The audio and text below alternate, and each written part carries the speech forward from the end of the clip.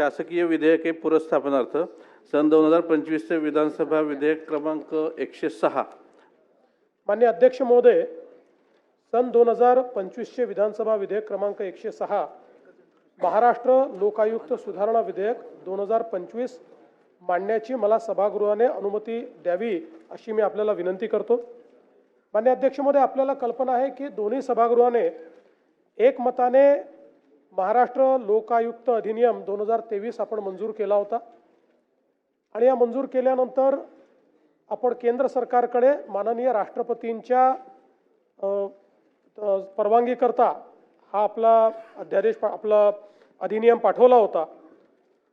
एक अतिशय मला असं वाटतं क्रांतिकारी अशा प्रकारचा अधिनियम आपण तयार केला होता, ज्याच्यामध्ये लोकायुक्त कायद्याच्या अंतर्गत आपण लोकायुक्तांचं एक त्या ठिकाणी एक लोकायुक्त आणि त्याच्यात एक अध्यक्ष 4 सदस्य अशा प्रकारची पूर्ण व्यवस्था केली होती आणि पहिल्यांदा मुख्यमंत्र्यालाही आपण लोकायुक्ताच्या अंतर्गत आणण्याचा निर्णय हा या कायद्यामध्ये घेतला होता आणि अशा प्रकारचा कायदा आपण पाठवल्यानंतर त्या कायद्याला आता माननीय राष्ट्रपतींची मान्यता मिळाली आहे। पण ती मान्यता देताना त्यांनी 2-3 गोष्टी आपल्याला पॉइंट आउट केल्या आहेत आणि त्या सुधारणा करून तुम्ही त्याला मान्यता द्या असं या ठिकाणी सांगण्यात आलेलं आहे। सुधारणा छोट्याशा आहेत। त्यातली पहिली सुधारणा जी आहे ती अपॉइंटेड डेटच्या संदर्भात, म्हणजे कायदा केव्हा अस्तित्वात येईल, तर त्या संदर्भात त्यांनी सांगितलं आहे की या वेगवेगळ्या अपॉइंटेड डेट असू शकतील, कारण आपण कायदा अस्तित्वात आणला त्या दिवशी जुना कायदा संपेल आणि मग परिस्थिती अशी होईल की जुन्या कायद्याचे जे लोकायुक्त आहेत त्यांचा पदावधी संपलाय, नवीन कायदा अस्तित्वात आहे आणि नवीन कायद्याप्रमाणे सिलेक्शन प्रोसेस झालेली नाही म्हणून लोकायुक्त नाही। आणि म्हणून त्यांनी आपल्याला सूचना केलेली आहे की हा कायद्याची अपॉइंटेड डेट जी आहे ती आणायच्या आधी तुम्ही पहिल्यांदा या कायद्याच्या अनुसार लोकायुक्त सिलेक्शन जे आहे त्या सिलेक्शनची अपॉइंटेड डेट घोषित करा, त्यानुसार लोकायुक्ताचं सिलेक्शन करा आणि मग त्याच्यानंतर कायदा अस्तित्वात आणा, जेणेकरून लॅग होणार नाही आणि त्या ठिकाणी लोकायुक्त संस्था अस्तित्वात आहे पण त्याच्यावर कोणीच व्यक्ती नाही अशी परिस्थिती होणार नाही। म्हणून अनुषंगिक एवढाच बदल आपण करतोय की अपॉइंटेड डेट हे 2 वेळा होतील।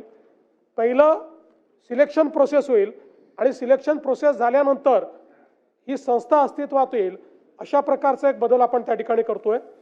दुसरा बदल जो आहे तो अनुषंगिक एवढाच आहे की आपण जेव्हा कायदा केला तेव्हा केंद्रीय कायदे झाले नव्हते, त्यावेळेस आपल्या कायद्यामध्ये जुन्या केंद्रीय कायद्यांचा उल्लेख आहे, म्हणजे आपण IPCचा उल्लेख केलाय।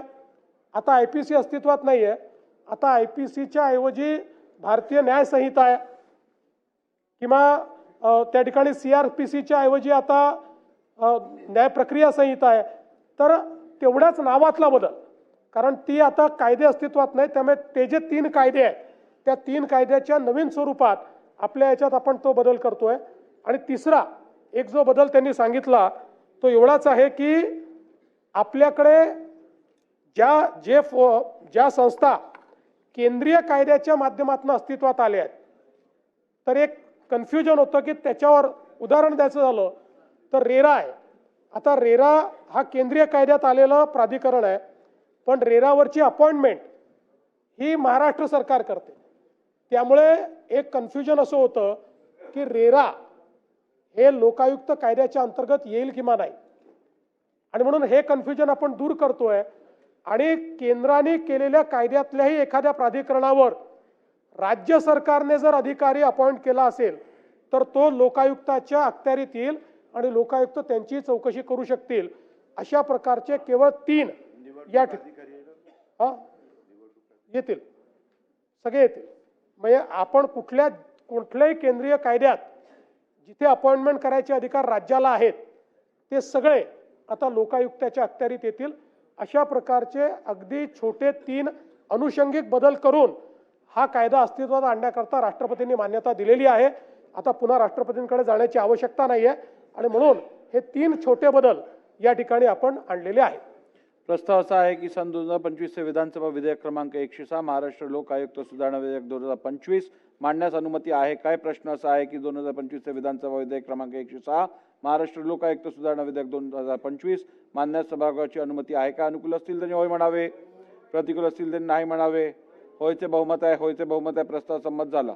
महोदय, मी आपल्या अनुमतीने सन 2025 चे विधानसभा विधेयक क्रमांक 106 महाराष्ट्र लोकायुक्त सुधारणा विधेयक 2025 मांडतो.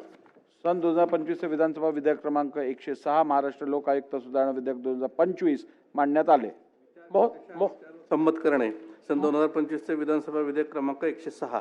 महोदय, सन 2025 चे विधानसभा विधेयक क्रमांक 106 महाराष्ट्र लोकायुक्त सुधारणा विधेयक 2025 विचारात घेण्यात यावे असा मी आपल्या अनुमतीने प्रस्ताव मांडतो. द्या.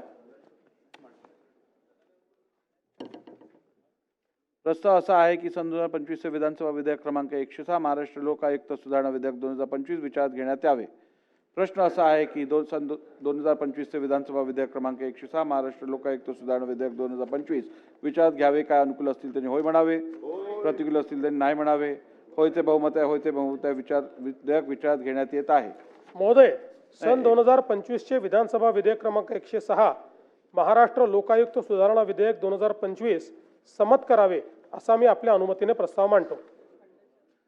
नाही, आता विधेयक खंडशः विचारात घेण्यात येईल. खंड 2 ते 11 खंड 1 संपूर्ण शीर्षक आणि काहीच नाही हेतू त्याच्यामध्ये. विधेयकाचे भाग समजण्यात यावेत. अनुकूल असतील त्यांनी होय म्हणावे, काहीच नाही.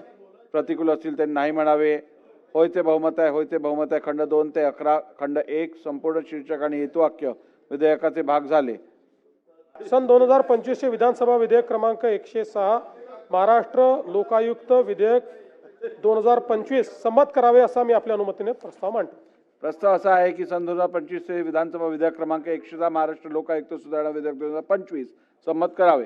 प्रश्न असा आहे की सन 2025 चे विधानसभा विधेयक क्रमांक 106 महाराष्ट्र लोकायुक्त सुधारणा विधेयक 2025 संमत करावे. अनुकूल असतील त्यांनी होय म्हणावे, प्रतिकूल असतील त्यांनी नाही म्हणावे. होयचे बहुमत आहे, होयचे बहुमत आहे. विधेयक संमत झाले.